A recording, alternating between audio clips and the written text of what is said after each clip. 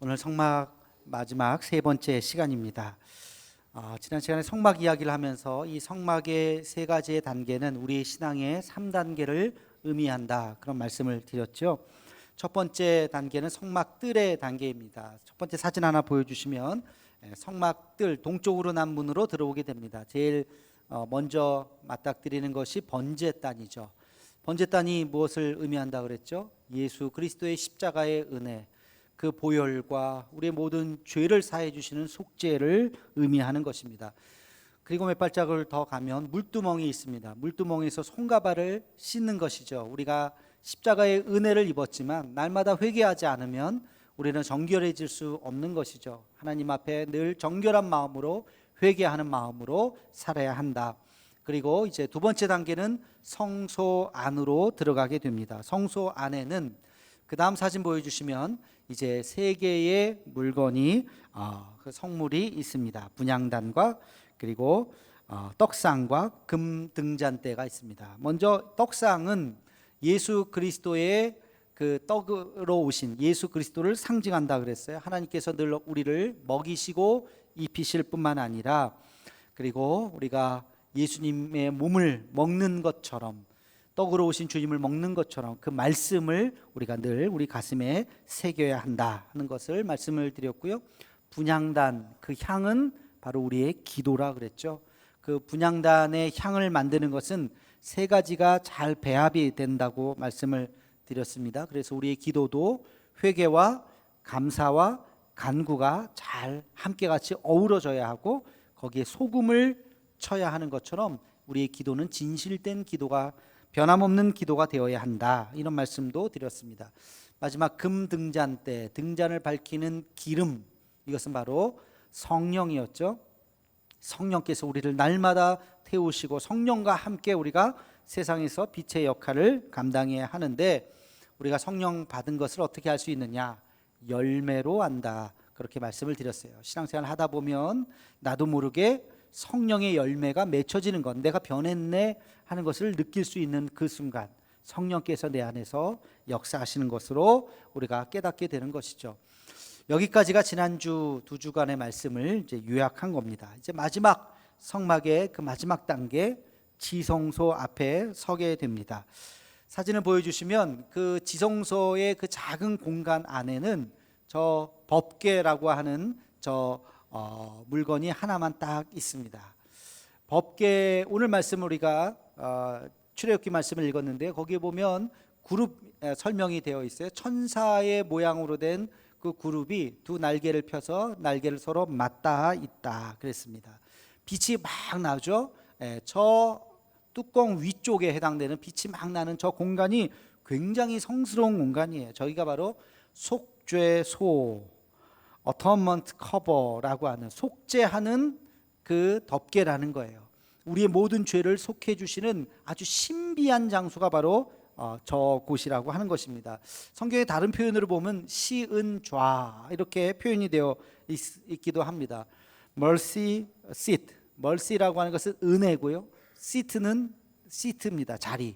그러니까 은혜가 임하는 자리예요. 하나님의 은총이 저기서부터 흘러 넘치는 하나님의 임재의 자리를 바로 그 법궤 위 속죄소 또는 시은자라고 하는 그곳입니다. 굉장히 거룩한 곳이죠.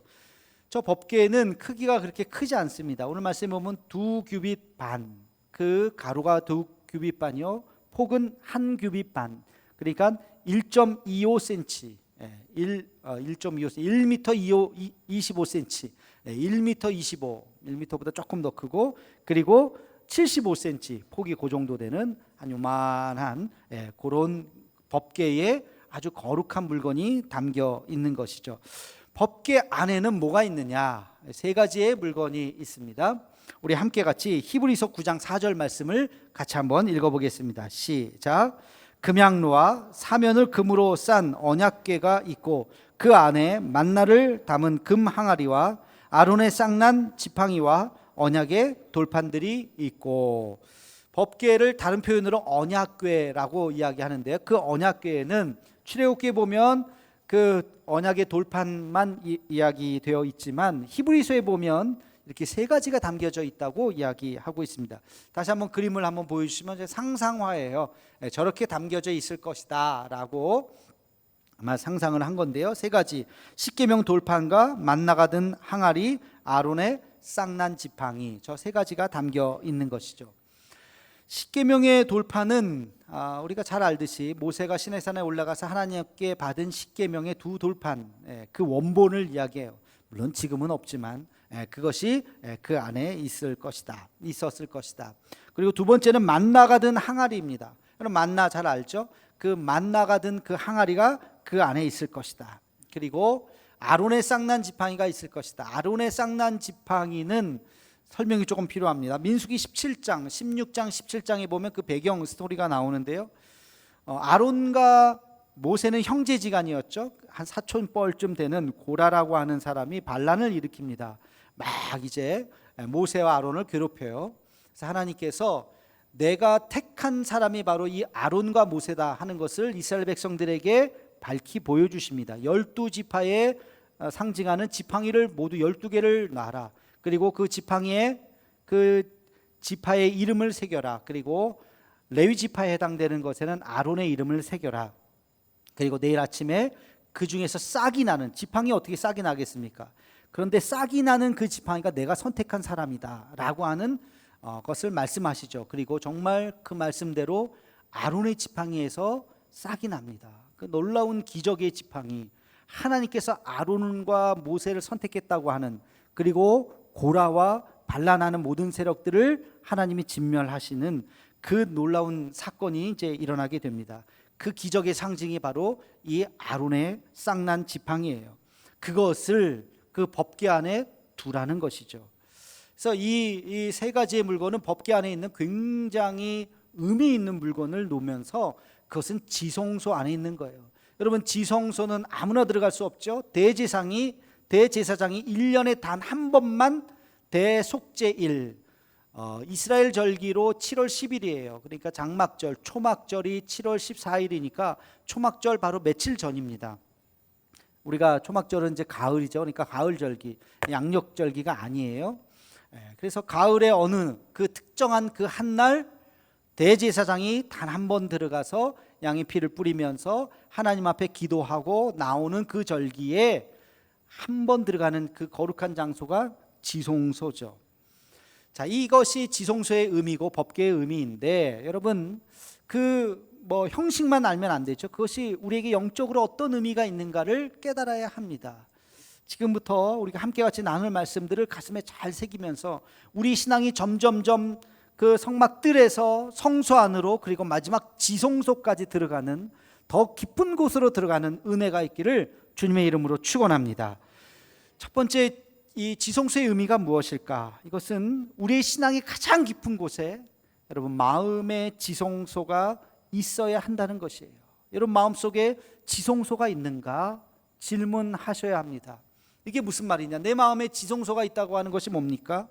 지성소는 하나님을 1대1로 만나는 장소예요.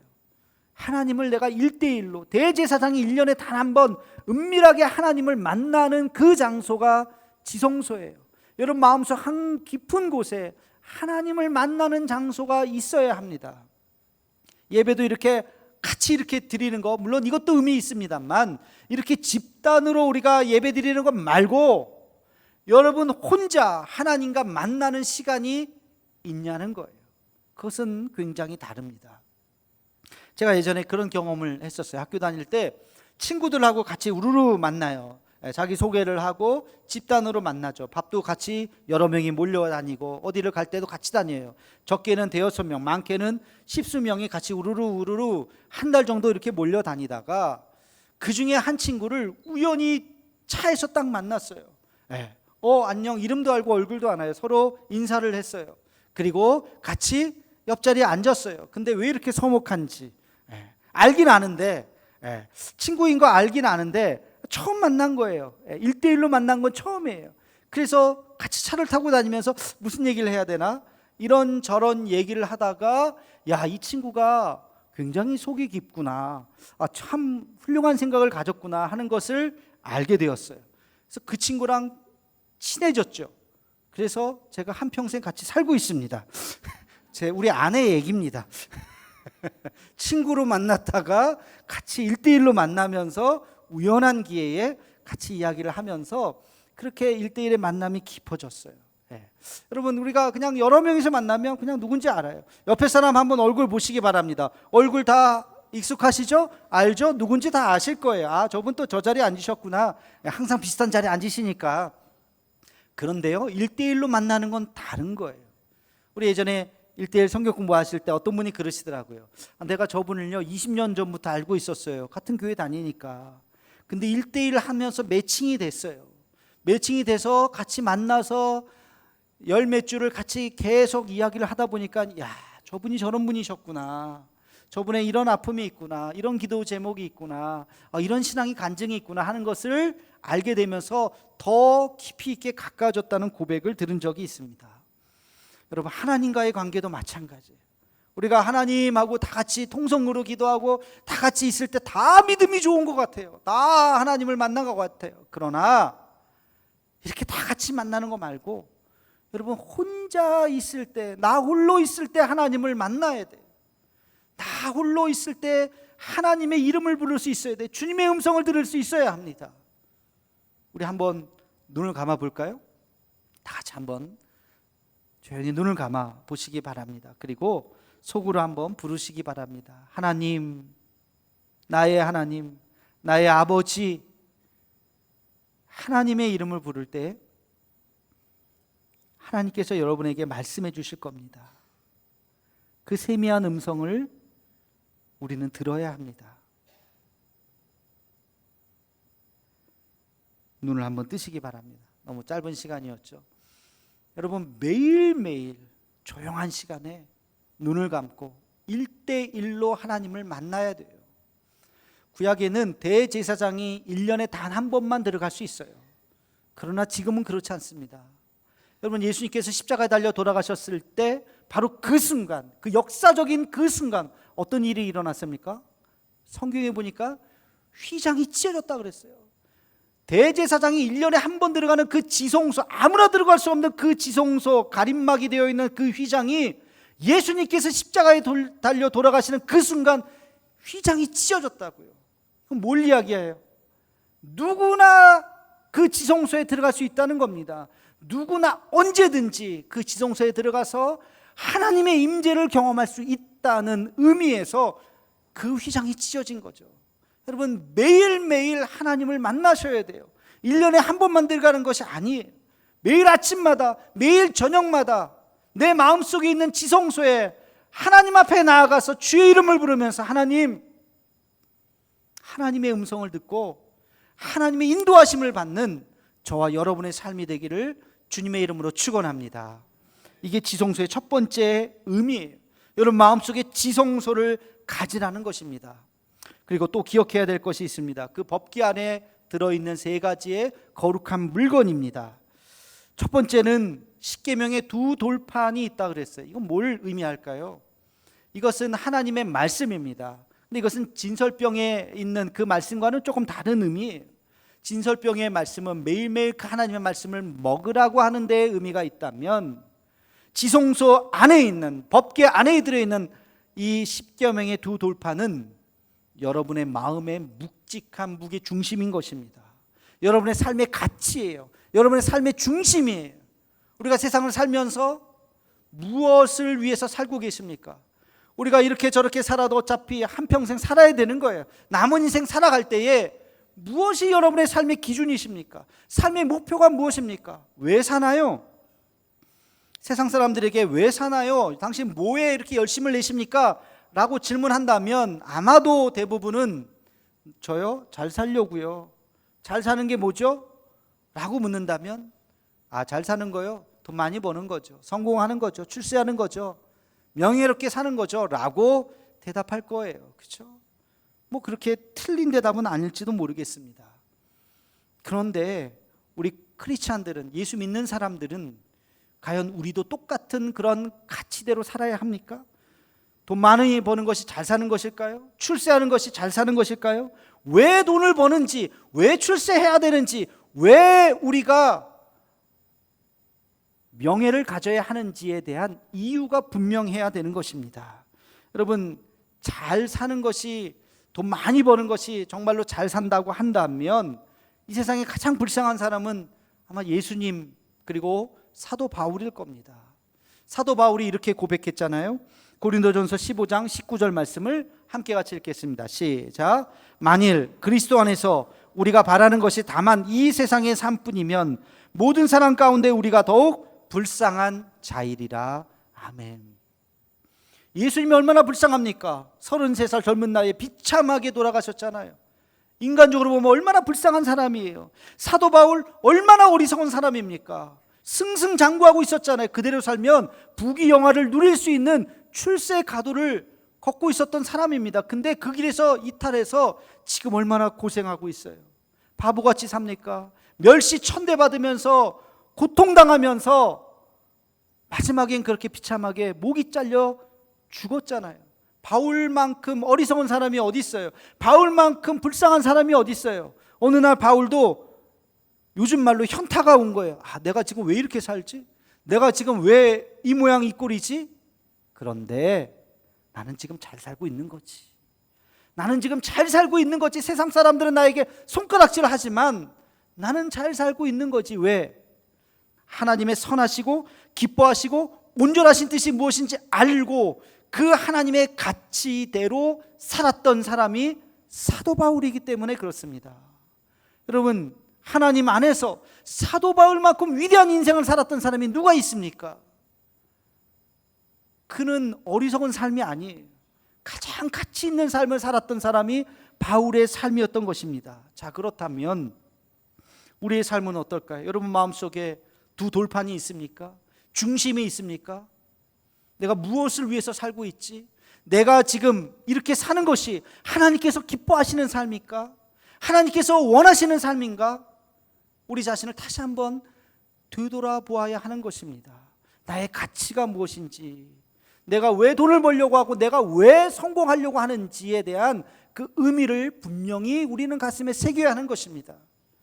여러분, 마음속에 지성소가 있어야 하고 그 법궤 안에 두 돌판이 있어야 한다는 것은 내 삶의 가치가 오직 여호와 하나님, 오직 주님의 말씀만이 우리의 기준이 되어야 할 줄로 믿습니다. 세상이 주는 그 가치가 아니라 하나님이 주시는 그 가치대로 살아가는 저와 여러분의 삶이 되기를 주님의 이름으로 축원합니다. 두 번째, 법궤 안에 든 물건은 아론의 쌍난 지팡이에요. 아론의 쌍난 지팡이. 여러분, 아론의 쌍난 지팡이 아까 잠깐 말씀을 드렸어요. 하나님께서 아론과 모세를 선택했다라고 하는 그 기적의 지팡이였던 것입니다. 이스라엘 백성들이 아론의 쌍난 지팡이를 보면서 무슨 생각을 했을까요? 와, 대단하다. 어떻게 지팡이에서 싹이 나지? 저건 기적인데 저것을 상징하는 건 뭐예요? 하나님께서 아론을 선택하셨다는 거예요. 고라를 선택한 것이 아니라는 것입니다. 다시 말하면 하나님의 주권이에요. 하나님의 주권. 하나님께서 왜 모세와 아론을 선택하셨을까요? 몰라요. 그러나 그것은 하나님의 주권인 것입니다. 칼빈은 하나님의 주권에 대해서 이렇게 이야기했습니다. 하나님에 대한 믿음의 출발이 바로 주권에 대한 인정이다. 여러분, 믿음이 있으십니까? 내가 믿음이 있다고 하는 것은 하나님의 주권을 인정하는 것에서부터 출발하는 거예요. 하나님이 우리 역사의 주권자라고 하는 것을 우리는 인정해야 되는 것입니다. 여러분, 이것이 바로 하나님의 선택에 대한 인정이요, 영적인 질서에 대한 순복인 것입니다. 하나님께서 12지파 중에 왜 레위 지파에게 그 성전 기물을 맡겼을까요? 레위 지파가 대단했기 때문에, 12지파 중에 레위 지파를 특별하게 더 사랑했기 때문에? 그렇지 않아요.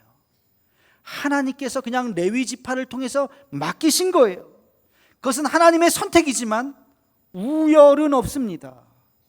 레위 지파를 특별히 사랑했다고요? 아니요. 왜? 메시아는 어느 지파에서 나왔습니까? 12지파 중에 하나님의 아들 메시아는 어느 지파에서 나왔어요? 유다 지파잖아요. 유다 지파. 하나님께서 그러면 유다 지파를 특별히 더 사랑하셨습니까? 아니요. 왜? 이스라엘의 첫 번째 왕은 누구예요? 사울. 사울 왕은 어느 지파입니까? 베냐민 지파예요. 사울이 잘했으면, 하나님의 뜻에 어긋나지 않았으면 사울의 그 자손들로 인해서, 그 베냐민 지파들로 아마 그 끝에서 메시아가 나왔을지도 모르겠어요. 유다 지파든 베냐민 지파든 레위 지파든 하나님 앞에서는 다 똑같은 12지파인 것입니다. 단지 역할만 다를 뿐이에요. 차등이 없어요. 하나님께서 왜 저를 목사로 삼고 여러분들은 왜 목회자가 안 됐습니까? 하나님 저를 특별하게 사랑하셨습니까? 아니에요. 저에게 맡겨진 그냥 역할만 있을 뿐이에요. 어느 순간 저에게 말씀하셨고 제가 순종했던 것이죠. 여러분들에게 하나님께서 말씀하십니다. 역할은 다르지만 하나님 앞에 우리는 다 모두가 공평한 것이에요. 하나님 앞에 우리가 심판받는 것은 공평할 거예요. 너가 맡겨진 그 일을 잘 했느냐? 나는 목회자로서의 그 일을 잘 했느냐? 여러분은 여러분의 맡겨진 그 일들을 잘 했느냐? 이것은 차등이 없는 것입니다. 그렇기 때문에 모든 생명은 다 공평하게 고귀한 것입니다. 더 대단한 것도 없고 더 열등한 것도 없습니다. 모든 생명은 하나님 앞에 다 똑같은 거예요. 그래서 우리는 우리 자신을 존중할 수 있어야 돼요. 내 운명을, 여러분의 운명을 사랑할 수 있어야 되는 것입니다. 여러분 마음속에 뭐가 있어야 된다고요? 아론의 쌍난 지팡이가 있어요. 다시 말해서 하나님께서 나를 선택하셨다. 하나님께서 여러분을 선택하셨습니다. 그래서 이 자리에 있게 하셨습니다. 그리고 하나님의 뜻을 이루게 하셨습니다. 우리가 할 일은 내게 맡겨준 그 일을 열심히 감당하는 것이에요. 하나님께서 여러분에게 맡겨주신 그 일이 있어요. 그 일들을 잘 감당할 수 있는 우리의 삶이 되기를 주님의 이름으로 축원합니다. 마지막으로 법궤 안에는 만나가 든 항아리가 있어요. 만나가 든 항아리. 여러분 만나 뭔지 다 아시죠? 이스라엘 백성들이 광야에서 매일매일 아침마다 거두어서 먹었던 그 양식이에요. 한번 상상을 한번 해봅시다. 만나를 처음 만났을 때 어땠을까요? 신기했을 거예요. 그렇죠? 이게 뭐야? 이거를 해서 이렇게 잘 재료를 해서 먹으래요. 먹었더니 와 맛있네. 생각보다 괜찮네. 이거 내일도 있는 거야? 글쎄요. 내일 아침에 문을 탁 열었더니 있어요 없어요? 있어요. 야 신기하다. 야 3일째 되는 날 문을 열었는데 야 있을까 없을까? 걱정했겠죠? 딱 열었는데 있어요 없어요? 있네. 야 3일째도 있네. 4일째 떨렸을까요 안 떨렸을까요? 여러분 며칠까지 설렜을 것 같아요? 4일째도 있네. 5일째도 있네. 6일째도 있네. 야 6일째는 2배를 걷어서 안식일까지 해먹네. 자 일주일이 지났어요. 8일째 떨릴까요 안 떨릴까요? 떨렸을 것 같아요. 이게 일주일만 오고 끝나는 거 아니야 혹시? 8일째 딱 열었는데 있어요 없어요? 있어요. 자 9일부터는 어떻게 됐을까요? 떨리는 강도가 점점 줄어들었을 거예요. 9일째 있는데요? 그럼 있겠지. 10일째 와 아빠 있어요. 그럼 있을 거야. 한 달쯤 지나면 당연히 있지. 어느 날 아빠 없어요. 야 거짓말하지 마. 없을 리가 있냐? 한 1년쯤 지났습니다. 이것은 아무것도 아닌 일상이에요. 그러면서 불평하기 시작. 아이고 맨날 똑같은 거 먹으니까 별로 맛도 없네. 물리기 시작하네. 불평이 나오기 시작했어요. 여러분 첫날 딱 열었을 때 만나를 봤을 때 와 이게 뭐야. 기적이네. 하나님을 찬양하고 놀라웠던 그 마음이 글쎄 1년까지 갔을까요? 몇 달 지나면 일상이 돼버린 거예요. 기적이 일상이 되고 흔해져 버리니까 감사가 사라져요.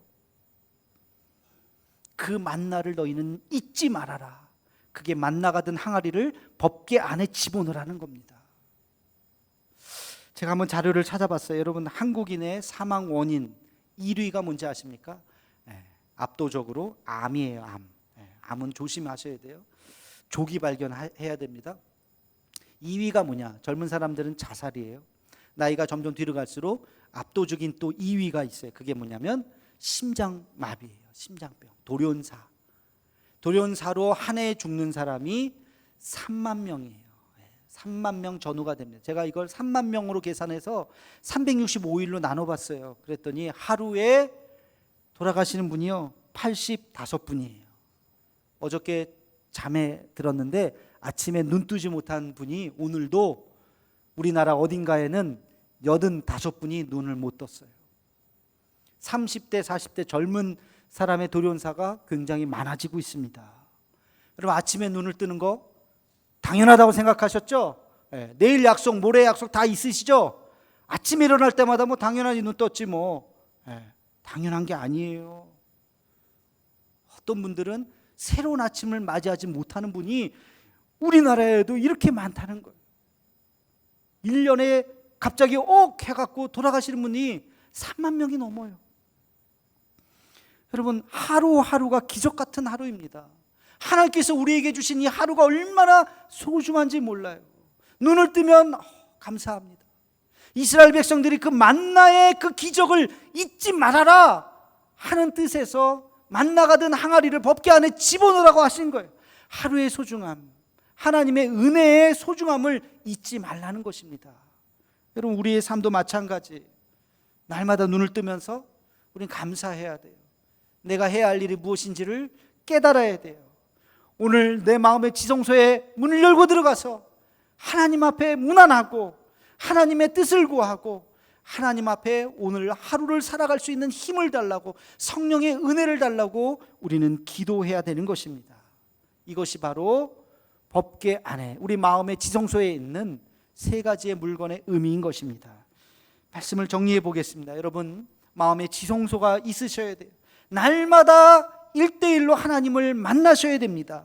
두 돌판을 다시 한번 가슴에 새기면서 내 마음의 중심축이 무엇인지, 내가 오늘도 무엇을 위해서 살아가야 하는지, 어떤 가치로 살아가야 하는지 다시 한번 되돌아보아야 할 것이고, 아론의 쌍난 지팡이를 다시 한번 붙잡으면서 하나님의 주권과 하나님이 나와 함께 하시고 나를 선택하셨다고 하는 그 하나님의 선택의 의미를 다시 한번 깨달으셔야 합니다. 만나가 든 항아리를 우리가 끌어안으면서 이 기적과 같은 이 하루하루 하나님의 돌보심의 은혜를 잊지 않고 그 감사를 잊지 않고 살아갈 수 있는 저와 여러분의 삶이 되기를 주님의 이름으로 축원합니다. 기도하겠습니다.